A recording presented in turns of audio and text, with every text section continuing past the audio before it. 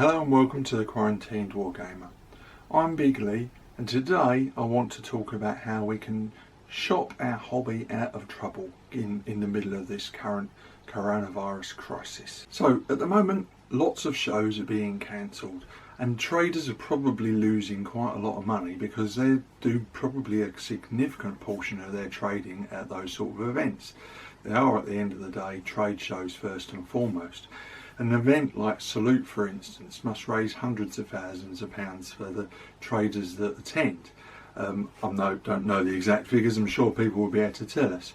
But for some of the smaller companies, indeed even for some of the larger companies, the loss of an event like Salute could make a serious dent in their finances. One small trader that I spoke to at an event that took place before the lockdown occurred said that Salute represented 25 to 30% of his income for the whole year, and that was without the extra orders that he would pick up from new customers that encountered his company for the first time at Salute. So the loss of that one show could have a significant impact on his business for the rest of the year. So that conversation got me to thinking about, what am I going to do now that I can't attend a show? Now, a show like Salute, for me, I've got a relatively modest show expenditure. I think I would happily spend £200 or £300 at a show like that, and I usually go with a pre-written list of things that I want to buy. And of course, I haven't been able to buy them, but then what I've been doing is I've been going online, and for those companies that are still operating during the pandemic, I have been going online and buying the items that I would have picked up at the show. So hopefully my personal hobby expenditure will remain the same, even though I haven't been able to attend the show in person. Of course, that doesn't help the South London Warlords, who have just lost out on my entry fee and anything I might have picked up from their stall. But for other traders that I want to see existing still in a few months' time, I'm hoping that I'm doing my small part to make sure that my personal hobby expenditure has remained the same, even though I can't get out of the house. Now, I appreciate that not everyone's hobby expenditure at a show like Salute will be the same as mine. Some of my small group of friends, some would have spent more, some undoubtedly would have spent less. And at the end of the day, I'm not proposing that you remortgage the house so that you can keep our industry going. What I'm suggesting is if you had a fixed budget for a particular event, spend it anyway. You're going to need that material, and there's no reason for your hobby to go into deep freeze. Now, I understand, of course, that people are going to be suffering financially on a personal level, but if you can afford it, continue to use your hobby expenditure exactly the same as you would have before, but this time use the internet to do it. Internet shopping tends to have gotten a bit of a bad press in recent years. We're all used to seeing articles in newspapers and on the news about how internet shopping is killing the high street. But for our hobby, I think that we need to find a way to keep things going. And I personally have always bought quite a lot from online shops with my regular traders, as well as at trade shows. So I personally feel that I'm not going to change my hobby expenditure over the course of the year, even though I'm going to be stuck indoors. If anything, I'm probably going to spend more because I've got more time for me to be working on projects. Now, as I just said earlier, I appreciate that some people's financial situation is not as stable as mine. I'm getting on a little bit. Me and my wife have spent years paying off the mortgage, and we haven't got any debts as such. And we are pretty comfortably off. So I do appreciate that we are an exception to the rule perhaps at this time. And in a professional capacity, I daily come across people that, through no fault of their own, are now finding themselves either on furlough and on reduced wages, or maybe having lost a job entirely. So I appreciate there's going to be some gamers out there for whom spending their money as normal is not going to be an option. So again, putting my professional hat on, I would always urge people, if you're having money troubles, seek help. There is plenty out there. It's just a matter of being willing to ask for it and listening to the advice that you're being given. Now, ours is something of a fickle hobby at the best of times. We're used to seeing companies come and go, be bought up and merged with other organisations. And we're used to seeing particularly smaller traders disappear entirely. And old manufacturers are constantly selling on their rights to their ranges and so on to other companies. And I would hate to see any of our long-standing and much treasured companies lost as a result of the current set of circumstances we're in. But unfortunately, inevitably, that may well happen, even with various measures that small companies can take advantage of, such as rates rebates and furlough repayment scheme and so on. That's not going to solve everyone's problems, and no doubt many companies are going to end up worse off at the end of this crisis.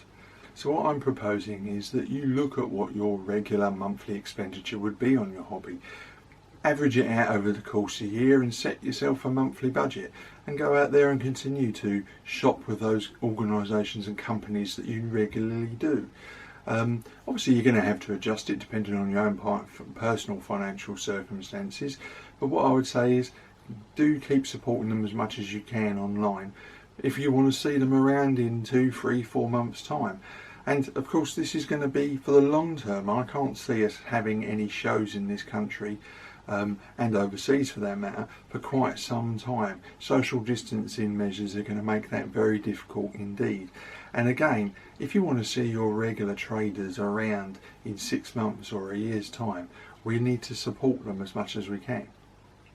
Now obviously with money being fairly constrained for most people at this particular time, we need to focus what we're spending our money on. So what I would advise, and something that I personally am doing, is making a list of those items that I need on a regular basis, my supplies if you like, and I'm making a very rough plan of when do I need to buy, top up on primer or varnish or whatever else it might be, paint and so on. But I'm also making sure that I regularly check those old store, those firms that I regularly buy from, just to see what they're offering, because some firms are still offering some discounts and alternatives to show discounts on their web pages, so it's always worth checking them out. And there are new products out there that probably were released just before things went pear-shaped, and companies still need our support. So, for instance, I am currently putting some money into a Kickstarter that I will continue to support, and I'm keeping my eye out for any others that catch my fancy, but I'm also visiting the regular companies that I go to and trying as far as possible to continue buying from them. Now of course some manufacturers are having to adjust their working practices and maybe are on a slow because they've got staff furloughed and so on. But again, where possible, I'm trying to continue to spend my money with the same firms because I want to see them around in 6 months and a year's time. Another thing I'm trying to do, as well as spend regularly as normal, is actually think ahead to what shows I could do instead of the ones that would be in my normal calendar. Now I tend to visit 4 or 5 shows every year, ones that are local to me and so on. But I'm looking further afield. I'm looking at some slightly different types of shows for later in the year. Whether they go ahead or not, I don't know, but I'm penciling in some different ones in the hope that things improve as the year goes on. Maybe social distancing rules get relaxed slightly, or cross fingers, things improve significantly and more larger gatherings can go ahead. Personally, I don't think that might be the case, but I'm going to be positive. I'm going to be thinking about what I can attend later in the year and hoping that we can still do them. Now one thing to bear in mind is obviously some firms have had to furlough staff, and particularly those that are manufacturing items, they may have a slower turnaround time on your orders. So companies like Bacchus, for instance, I know are currently operating with only one man in the workshop, and of course that's slowing down their fulfilment of orders. And indeed, as I'm filming this, they've actually had to close orders temporarily so that they can catch up. Now I totally understand that, that's completely understandable in the current set of circumstances. So what I'm trying to do is think ahead. Instead of waiting to buy models for the next painting challenge, for instance, which will be starting again in December, instead of starting to buy them about August time, I'm thinking about those purchases now, so I can get those orders in and I give that company plenty of time. I'm in no rush for those models to turn up, but I will be if I'm ordering the last minute in October or November. So if I order them now, not only am I supporting that company, but I'm also forward planning for some big painting projects later in the year. So I'd love to hear what your plans are.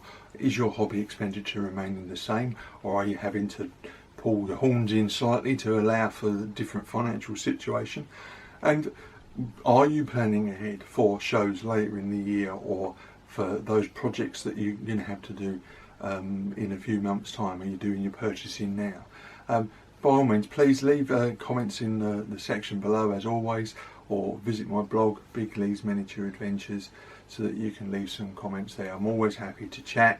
In fact, this is one of the reasons I do these videos, so that we can have these conversations.